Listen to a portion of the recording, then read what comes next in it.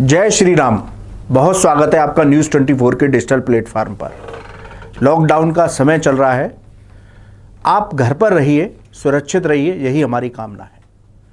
आप सभी उत्तर रामायण देख रहे हैं। हम उत्तर रामायण के जो एपिसोड आपने देखा उसी पर चर्चा करेंगे। उत्तर रामायण यानी कि वाल्मीकि जी द्वारा लिखित उत्तर रामायण पर हम कैसे वाल्मीकि जी को रामायण लिखने की प्रेरणा मिली, इस पर चर्चा करेंगे। देखिए, वाल्मीकि जी अपने आश्रम में शांत भाव से बैठे हुए हैं, लेकिन एक मन में चिंतन चल रहा था कि मैं किसे आदर्श पुरुष मानूं। कौन है महापुरुष? देवलोक में सब कुछ ब्रह्मा जी द्वारा लिखित है। ब्रह्मा जी ने अपने मानस पुत्र नारद जी को उनके आश्रम में भेजा, तो नारद जी को देखते ही वाल्मीकि जी ने उनको प्रणाम किया और उनको आश्रम में स्थान प्रदान किया और उनके सामने अपनी मन की शंका रखी कि हे प्रभु, ये बताइए कौन है महापुरुष, कौन है आदर्शवादी जिसको हम आदर्श मान करके उसके गुणों को अपने जीवन में उतार सकते हैं। कौन है वो धैर्यशाली पुरुष? इस समय तब नारद जी ने उनके मन की शंका को शांत करते हुए मर्यादा पुरुषोत्तम भगवान श्री राम की गाथा का बखान किया, पूरी रामायण उनको सुनाई। भगवान राम के चरित्र को सुनकर के वाल्मीकि जी व्याकुल हो गए और उन्हीं का चिंतन करते हुए संध्या वंदन के लिए नदी के तट पर गए। तब ब्रह्मा जी द्वारा वहां पर एक लीला रची गई कि दो पक्षियों के जोड़ों को एक बहेलिये द्वारा मार दिया जाता है। उस दृश्य को देख करके उनके मन में करुणा उत्पन्न हुई। करुणा से उन्होंने एक श्लोक की रचना की।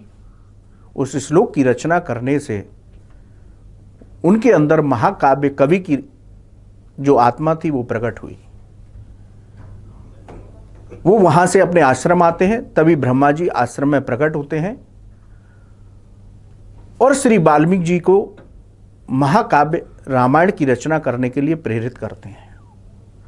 वो कहते हैं कि आप त्रिकालज्ञ हैं, आपको रामायण रचने के लिए, भगवान राम के गुणगान को रचने के लिए नियुक्त किया गया है।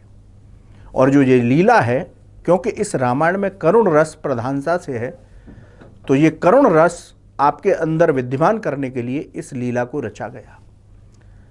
इसलिए आप इस लीला को देख करके भयभीत मत होइए। ब्रह्मा जी के आशीर्वाद से वाल्मीकि जी ने रामायण लिखना शुरू किया।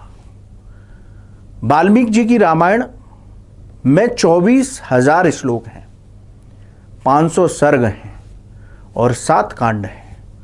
वाल्मीकि जी ने भी 7 कांडों में वाल्मीकि रामायण की रचना की।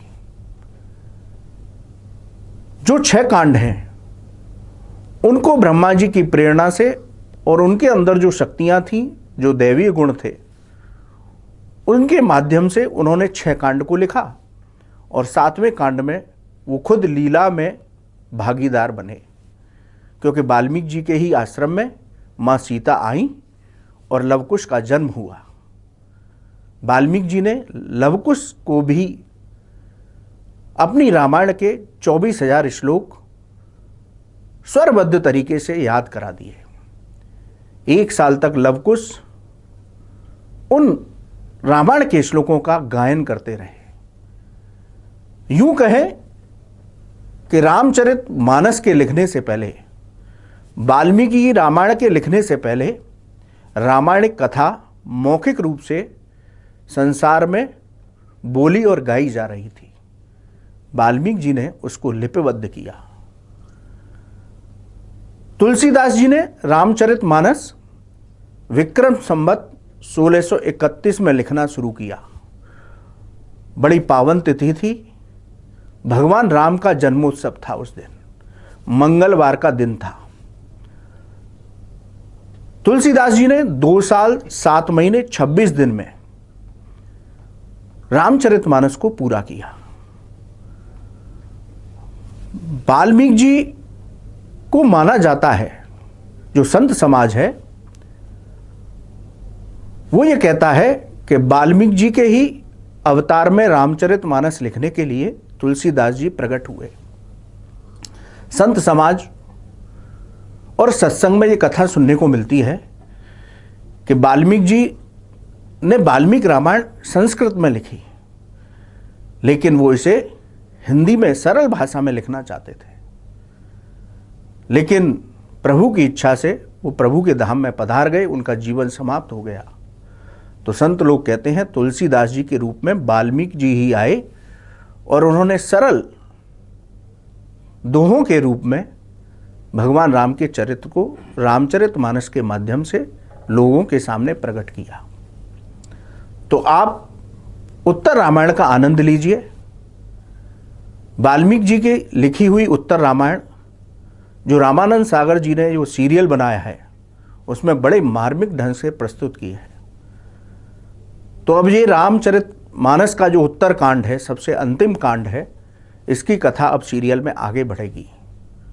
सीता जी वाल्मीकि जी के आश्रम में आएंगी और लव कुश का जन्म होगा। तो आप सभी इस रामचरितमानस का आनंद लीजिए। लॉकडाउन पीरियड का पालन करिए। हम कामना करते हैं आप घरों में रहें, सुरक्षित रहें, स्वस्थ रहें। जय श्री राम। अगर आपको हमारा ये वीडियो पसंद आया हो तो इसे लाइक और शेयर जरूर करें। अगर इस वीडियो पर आपकी कोई राय है तो नीचे कमेंट भी कर सकते हैं। और हाँ, देश और दुनिया की तमाम खबरों से वाकिफ रहने के लिए अभी सब्सक्राइब करें न्यूज़ 24 का यूट्यूब चैनल। न्यूज़ 24, निष्पक्ष खबरें।